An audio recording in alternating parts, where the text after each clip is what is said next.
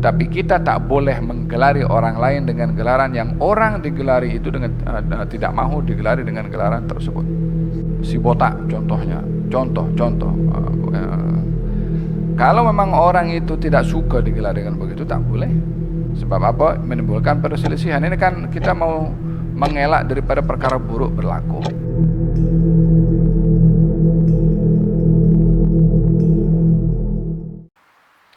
La yaskhar qaumun min qaumin asa yakunu khairan minhum.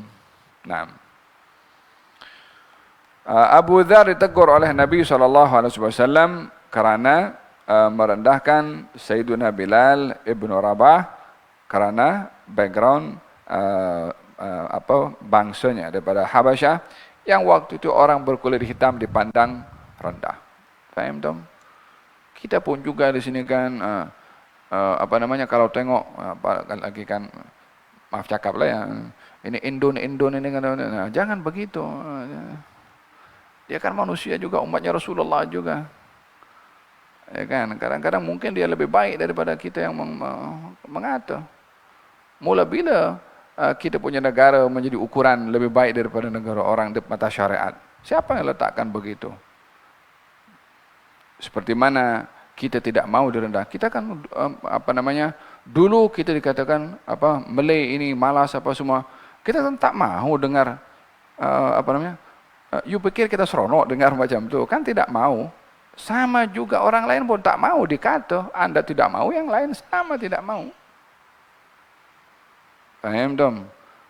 Sama juga Bangla ke atau apa ke. Mungkin saja. Katanya, rubba ash'ath aghbar law madfu'un bil abwab law aqsam ala Allah la abarrah. Mungkin kamu saja tengok orang itu, mungkin kamu anggap tu kusut masai, tak ada tak dipandang. Tapi kalau dia berdoa kepada Allah, dia punya doa dikabulkan. Faham dong? Hada berkenaan dengan ayat la yaskhar qaumun min qaumin asa ayyakunu khairan minhum. Naam.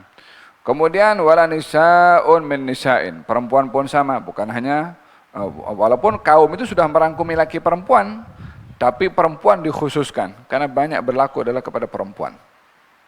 Merendahkan orang lain. Yang satu pakai gelang daripada hujung lengan sampai ke pergelangan tangan. Daripada sampai ke siku-siku. Faham dong? Kalau pergi kenduri, di sini tak ada lah tempat lain kot, mungkin Allah alam. Saya pun dengar-dengar juga orang cakap, saya pun tak nampak, tak tengok orang cakap macam tu. Allahu alam betul atau tidak, harap-harap tak terjadilah. Tapi intinya banyak berlaku di kalangan kaum wanita ini merendahkan orang lain karena karirnya, karena dia punya prestasinya, karena perhiasannya, macam-macam. Laki-laki pun juga samalah. Cuma ayat ini diasingkan oleh Allah sebutan perempuan karena merujuk banyaknya berlaku di kalangan kaum wanita. Wala nisa'un min nisa'in asa yakunna khairan minhunna wala talmizu anfusakum. Janganlah kamu saling menikam satu dengan yang lain. Kita dalam Al-Quran Allah berfirman wailul likulli humazatin lumazah. Wailul likulli humazatin lumazah. Humazah katanya orang yang menggunakan tubuh badannya untuk merendahkan atau menyakiti orang lain. Lumazah orang yang menyakiti orang lain dengan lisannya. Wala talmizu anfusakum. Kamu jangan gunakan lidah kamu untuk menikam orang lain. Macam mana menikam orang lain dengan lidah? Sampai digunakan tikaman. Yakni bila seseorang itu mencerca, merendahkan atau menikam nasab orang. Ya kan? Itu bahaya itu, hati-hati. Jangan sembarangan. Apa yang diletakkan di berita apa semua itu, jangan gopoh menghukum sebelum memastikan. Bila tidak tahu, baik kita diam saja. Wafil hadis, la'anallahu man intasaba ila ghairi abi. Allah itu melaknat orang kalau menasabkan kepada bukan bapaknya. Kalau dilaknat oleh Allah mau kemana? Pada masa yang sama, orang tidak boleh untuk menafikan seseorang pada nasabnya kalau tidak punya bukti. Paham tak? Qal wala talmizu anfusakum wala tanabazu bil alqab. Janganlah kamu menggelari orang lain dengan gelaran yang tidak disenangi. Paham tak? Terdapat beberapa gelaran yang ada di zaman Rasulullah sallallahu alaihi wasallam yang dikecualikan, boleh digunakan dengan catatan yang digelari tidak marah. Seperti orang yang sudah masyhur dengan orang seperti itu kan ada apa itu dalam catatan nama-nama ulama itu yang digelari dengan al-a'raj. Al-a'raj itu maksudnya apa kalau pincang atau pincang itu. Dah memang gelarannya macam itu dan dia tidak marah dengan gelaran seperti itu. Bila itu menjadi syuhrah, menjadi sebab masyhurnya nama itu dengan gelaran tersebut dan yang digelari tidak marah, maka tidak menjadi masalah. Tapi kita tak boleh menggelari orang lain dengan gelaran yang orang digelari itu dengan tidak mahu digelari dengan gelaran tersebut. Paham tak? Si botak contohnya. Contoh. Kalau memang orang itu tidak suka digelari dengan begitu, tak boleh. Sebab apa? Menimbulkan perselisihan. Ini kan kita mau mengelak daripada perkara buruk berlaku. Apa perkara buruk berlaku? Bila merendahkan orang lain. Paham tak?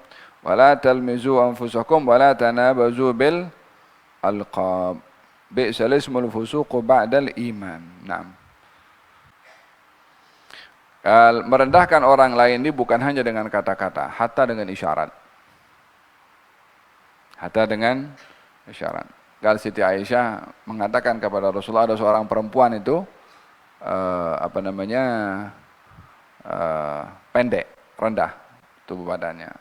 Maka Siti Aisyah ingin memberitahukan kepada Rasulullah memberikan isyarat tentang perempuan yang pendek itu.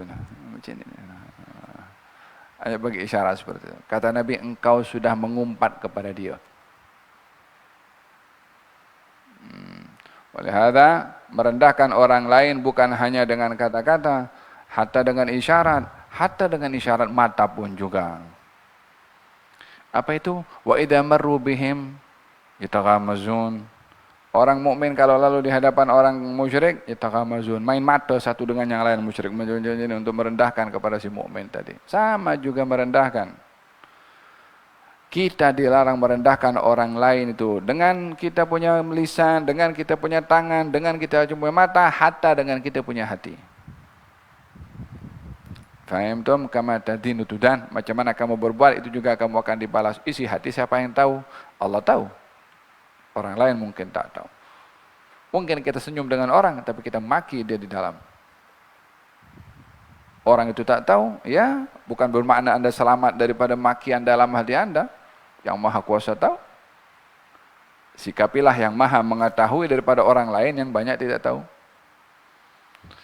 Nas'alullah lana wa lakum as-salamah. Semoga Allah Subhanahu wa taala beri keselamatan dan lindungi kita daripada ketergelinciran, daripada merendahkan orang lain, menghina orang lain, dan moga-moga Allah Subhanahu wa taala menjadikan kita sebab perdamaian bagi orang lain, menghayati dan mengaplikasikan firman Allah Subhanahu wa taala dalam surat Al-Hujurat, dan moga-moga dengan sikap itu digolongkan oleh Allah dalam golongan orang-orang bertakwa yang meraih rahmat dari Allah Subhanahu wa taala.